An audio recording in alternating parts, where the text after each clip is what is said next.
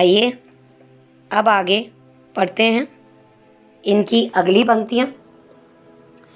माँ ने कहा पानी में झाँक कर अपने चेहरे पर मत रीझना, आग रोटियां सेकने के लिए हैं, जलने के लिए नहीं। वस्त्र और आभूषण शाब्दिक भ्रमों की तरह बंधन है स्त्री जीवन का। ये जो पंक्तियां हैं, इन पंक्तियों में कवि ने एक ऐसी आधुनिक माँ का चित्रण किया है जो थोड़ी परंपरा से हटकर है, और वो इस बात का ज्ञान नहीं देती, इस बात का सीख अपनी बेटी को नहीं देती कि बेटी चाहे जीना या मरना, अब ससुराल ही तुम्हारा घर है, तुम हमारा नाम डुबोना मत, तुम हमारा नाम मिट्टी में मत मिलाना।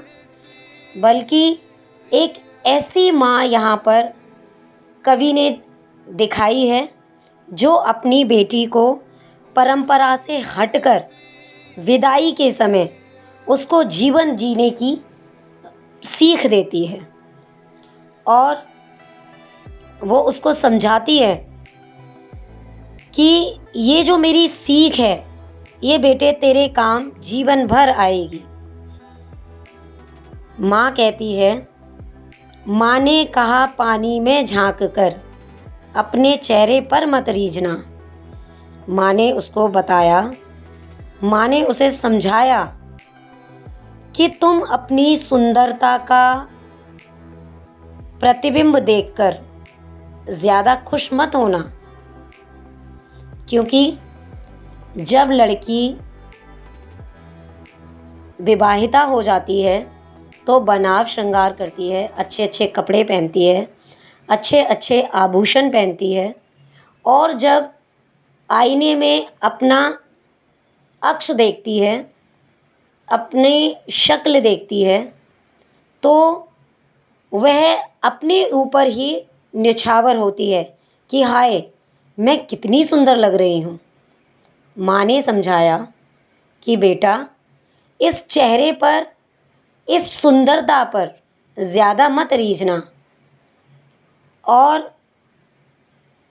क्योंकि यह जो सुंदरता है यह अस्थाई है, यह हमेशा नहीं रहती, ये समय के साथ, जिम्मेदारियों के साथ ये सुंदरता कम होती चली जाती है, और जिम्मेदारियों के भाव चेहरे पर झुर्रियों के रूप में, दाग धब्बों के रूप में, और बढ़ती उम्र के रूप में चेहरे पर सिलवटों के रूप में दिखाई पड़ते हैं। अतः माँ ने कहा कि जब भी कभी तुम पानी में अपनी परछाई देख लो या शीशे में अपनी शक्ल देखो तो कभी अपनी सुंदरता पर रीझना मत, उस पर मोहित मत होना, और बल्कि अपने आप को समझाना कि यह तो पल भर का है, यह स्थायी नहीं है। आग रोटियां सेकने के लिए हैं, जलने के लिए नहीं। पुराने समय में बहुत ज़्यादा खबरें आती थीं कि दहेज को लेकर बेटी को जला दिया। कभी अगर बहू पसंद नहीं आई या वो काम काज करने में ज़्यादा होशियार नहीं है, और उसके ऊपर रोज़ ताने दिए जाते थे काम काज के ऊपर, और अंत में सारे ससुराल के द्वारा उसको कुछ ना कुछ लांछन और गालियाँ दी जाती थी, और अंत में उसको आग के हवाले कर दिया जाता था, उनको जला दिया जाता था। तो यहाँ पर इन पंक्तियों में जो माँ है वो अपनी बेटी को सीख दे रही है, शिक्षा दे रही है कि बेटा ससुराल भले ही है, ससुराल में जो चूल्हा होता है, जो आग होती है, वो रोटियां बनाने के काम आनी चाहिए, ना कि कोई तुम्हें जला दे या कोई तुम्हें इतना मजबूर कर दे कि तुम उस आग के हवाले स्वयं को कर दो। बेटे, ऐसा कभी मत करना।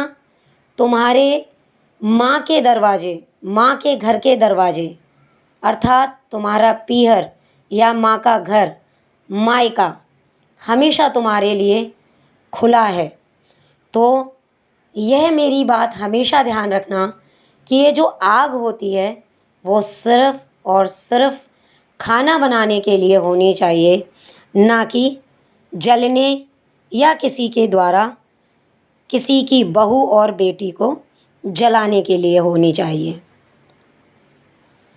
वस्त्र और आभूषण शाब्दिक भ्रमों की तरह बंधन हैं स्त्री जीवन के। आगे माँ उन्हें अपनी बेटी को समझाती है कि जो वस्त्र और आभूषण यानी कि गहने और नए नए कपड़े, वस्त्र मतलब नए नए जो कपड़े होते हैं, वो महिलाओं और लड़कियों की बहुत बड़ी कमज़ोरी होते हैं। और ये जो गहने और कपड़े होते हैं, ये इन्हें बहुत अच्छे लगते हैं। ये इनकी ओर बड़ी जल्दी आकर्षित हो जाती हैं। लेकिन माँ वस्त्र और आभूषणों को सौंदर्य की वस्तु, सौंदर्य बढ़ाने वाली वस्तु नहीं मानती है, बल्कि वो इन महिलाओं के लिए आभूषणों और वस्त्रों को बंधन मानती है। क्योंकि जब भी कभी आप खुद देखिए कि जब भी हम कभी पार्टी में जाते हैं तो अच्छे अच्छे कपड़े पहनते हैं, बनाव श्रृंगार करते हैं, तो हम जाके एक जगह ही बैठ जाते हैं, हम हिल डुल नहीं पाते हैं। क्योंकि जो हमें नए कपड़े पहने हैं वो हमें आज्ञा नहीं देते हैं कि हम खुले तौर पर आनंद ले सकें। ठीक है, क्योंकि हमें जो आभूषण और वस्त्र होते हैं ये हमेशा बांध के रखते हैं।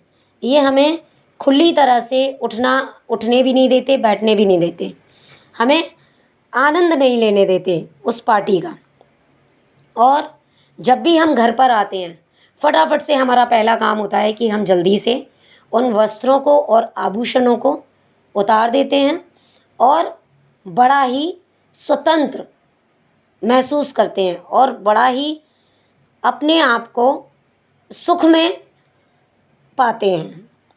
तो इसी तरह से यहाँ पर जो माँ है वो अपनी बेटी को समझाती है कि वस्त्र और आभूषण का कभी लालच मत करना, क्योंकि ये सब महिलाओं के लिए किसी बंधन से कम नहीं होते। माँ ने कहा, लड़की होना पर लड़की जैसी दिखाई मत देना। इन पंक्तियों में माँ अपनी बेटी को समझाती है कि कभी भी तुम अबला और कमज़ोर नारी मत बनना। उसके स्थान पर तुम एक मजबूत इंसान बनना। स्त्री तो बनना, स्त्री के गुण रखना, लेकिन किसी को इतनी इजाज़त मत देना कि वो तुम्हें स्त्री मानकर तुम्हें अपने वश में कर सके, तुम्हें अपने हिसाब से चला सके, तुम्हारे ऊपर अत्याचार कर सके। तुम अपने सुरक्षा और अधिकारों के प्रति जागरूक रहना और हर हालात का सामना बड़ी दृढ़ता के साथ करना, बड़ी मजबूती के साथ करना। क्योंकि लोग महिलाओं को कमज़ोर समझकर उनका शोषण और अत्याचार करते हैं।